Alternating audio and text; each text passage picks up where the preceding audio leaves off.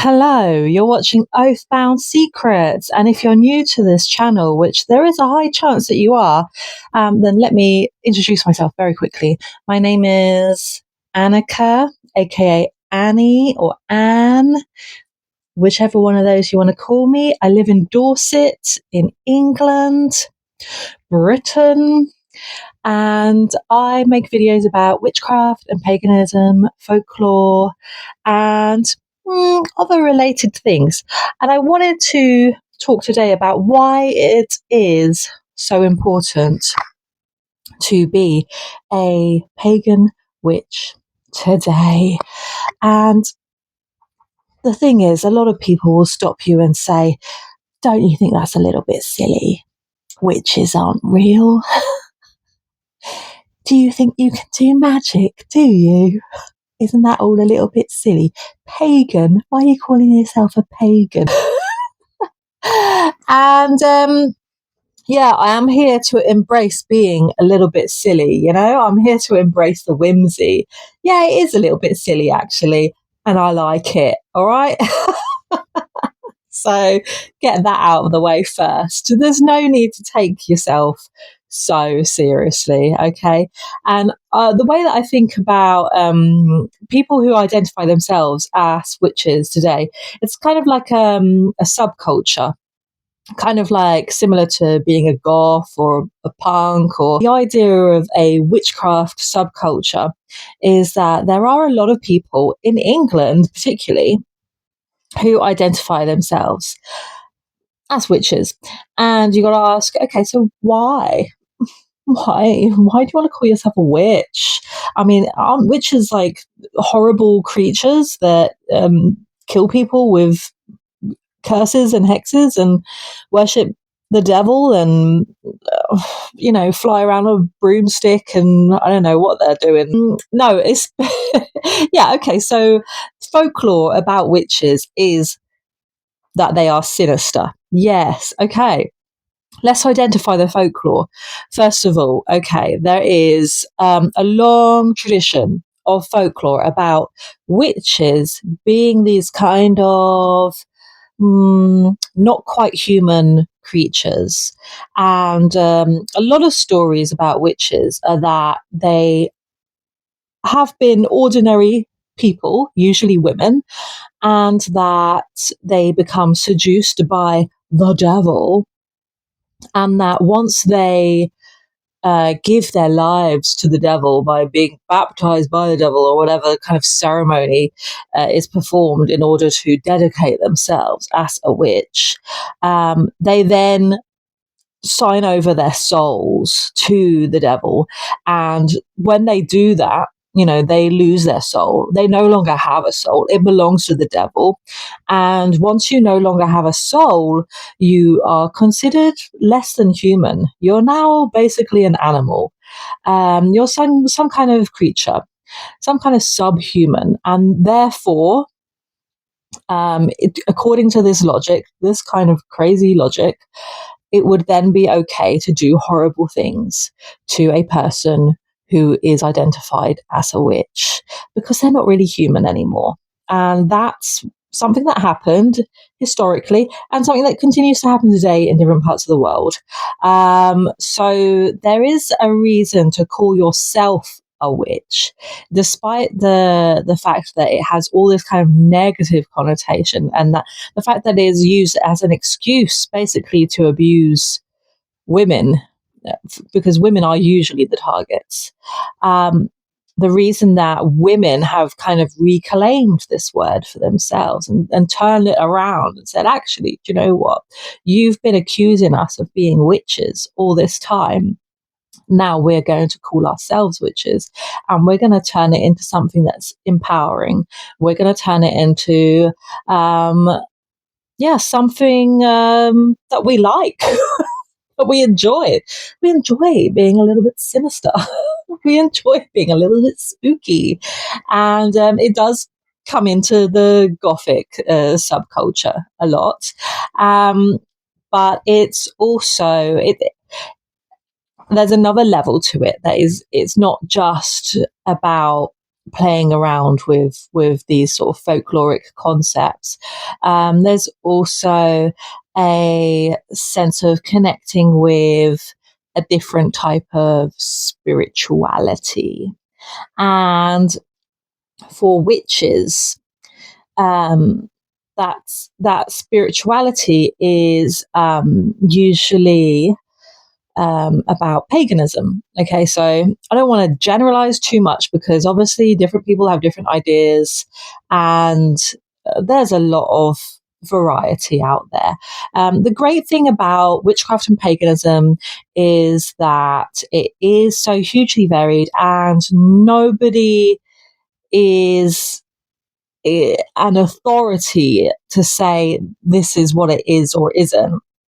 Um, that basically everyone can figure it out for themselves. So some people are very knowledgeable and we look up to them and go, yeah, oh, you really know what you're talking about. Other people just really don't know what they're talking about.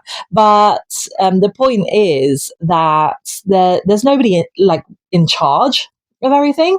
There can be people that are kind of like in charge of a particular group of people. Like if people have organized themselves into a little group. So for example, I will say that there are various different groups in Dorset, and each one will have their own sort of way of organising, and there may be people that are seen as the leader, the person who is kind of in charge.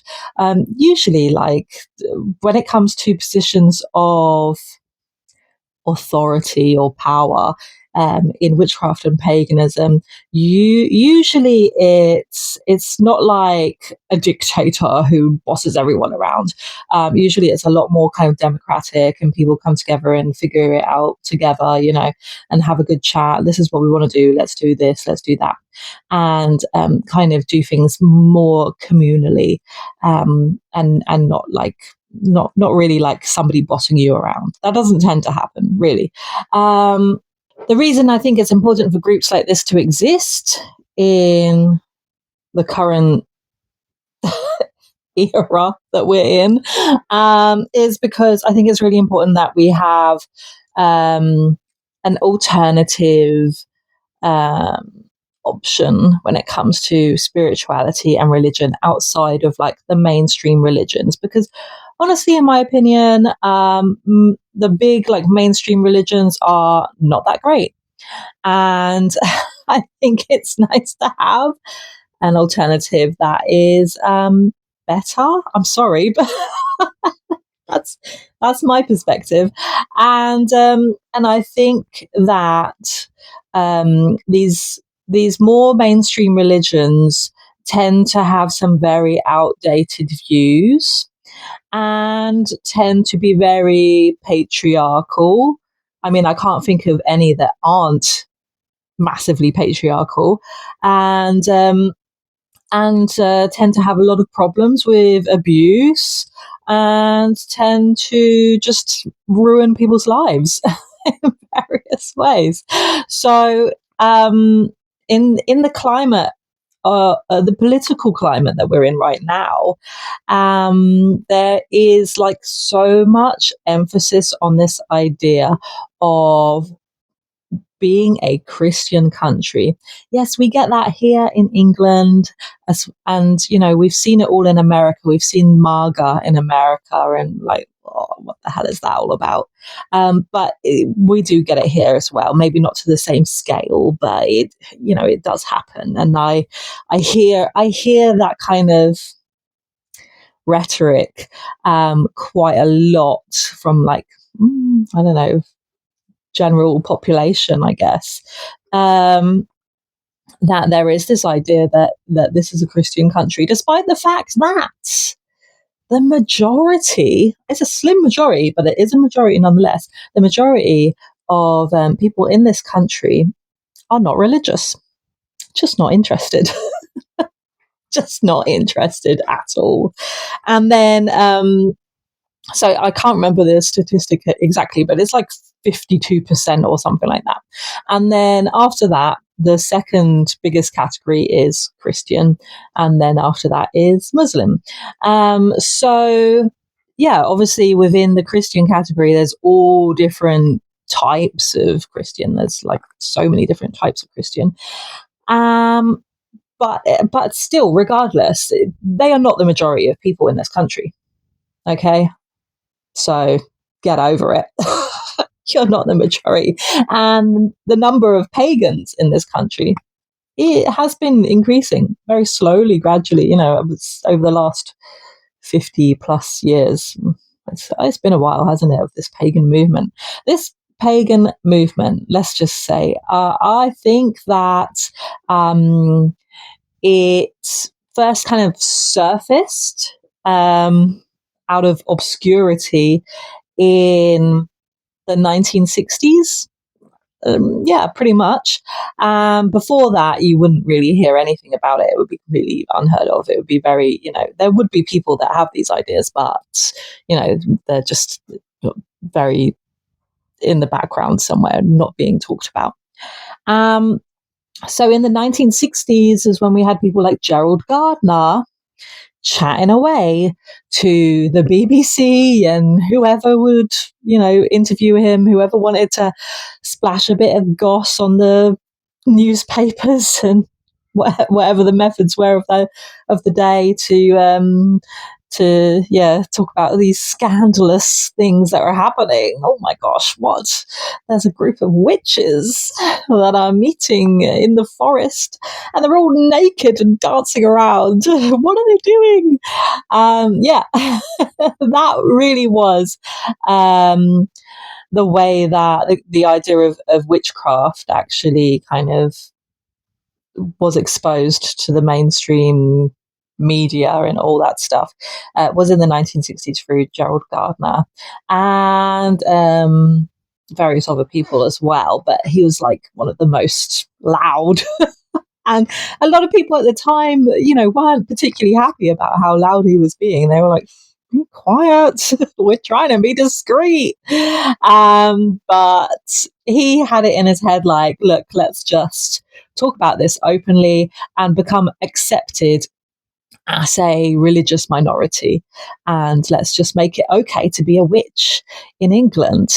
And, he did it, didn't he? He got what he wanted in the end. And yeah, there were obviously a lot of struggles along the way because there was a lot of satanic panic about the witches because if you go around calling yourself a witch, yeah, people are going to think all kinds of things about you and they're going to make all kinds of accusations against you and they're going to try and ruin your life because they think you're fucking evil. So yeah, that was quite quite a struggle. But yeah, to me, it's important to battle against what is essentially religious discrimination and oppression, because even if you are somebody who is outrageous enough to call themselves a witch, you should be free to do that if that's what you want to do. Just on principle, like if you want to call yourself a witch and prance around in the forest naked, why is anyone stopping you? You should be free to do that. I mean, surely we should all agree, right? That religious freedom means that, yeah, witches get to prance around in doing their hooky kooky rituals. And the reason it's important is because we need to maintain freedom for everyone. And we do not want to live in some kind of Christo-fascist state that mandates that everyone has to be a Christian or else. We don't want to live in a country like that. That sounds horrific. We want freedom for everyone to practice their religion as they so please. And that is why it's really important to be a pagan witch today. So I have made quite a few videos talking about the history of this pagan witchcraft movement. So if you want to know more, then obviously you can look through my previous uploads. But I will be uploading more as well, because I think actually this format of me sitting here chatting seems to go down well. And most of my old videos are just kind of text based, or, pictures with a voiceover. So I don't know. I feel like this is a little bit more engaging or whatever. And I'm trying to actually pay attention to what the YouTube algorithm wants. I just watched a video by the activist witch. Love her.